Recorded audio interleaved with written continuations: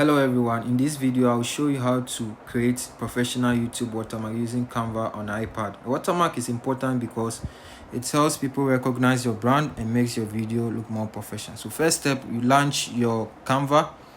On your Canva you type or you click on customize size. Then on the rate I usually use 180 and the height I use 180 and unit pesos. Then you click on create new design.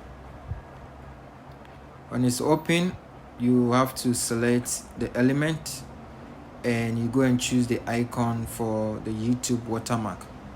So you type video. On the elements you see that a lot of elements based on shapes like YouTube watermark will appear. Some are premium, so you don't need that one you need to pay for it. So you scroll down until you find the one that is free. I usually use the one that have the background black and white. So you go down, at the bottom of it you will find the one that is free. So this one, I will choose this one and then I will resize it small to fit. I'll make sure that it is placed in the middle, and then after I have to change the background to red. So I'll change the background to red color, and then also the inside I have to change it to white. So I'll make sure that I click on the buttons for color and then I'll choose white. After here I have to also write the subscribe. I will click on the text and add text, and then I'll type subscribe.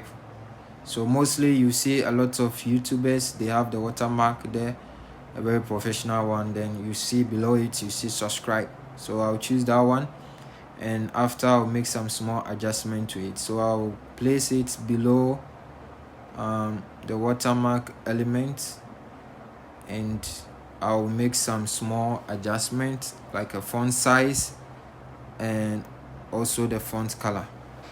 So here I will just adjust it small and make sure that the subscribe button is also below it. And then after I will select the whole thing, and mostly I use the fonts. I use Sogo Classic. So when I click on the Sogo Classic, I have to select the whole thing and click on Sogo Classic.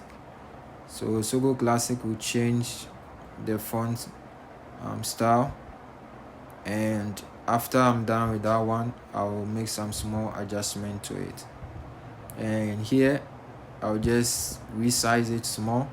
Sometimes you have to increase the size, right, to fit it. So you have to make sure. Here I choose 15, the font size, and I'll change the font color also to white.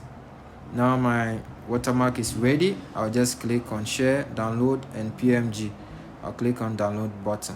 Thank you for watching. I hope this helped.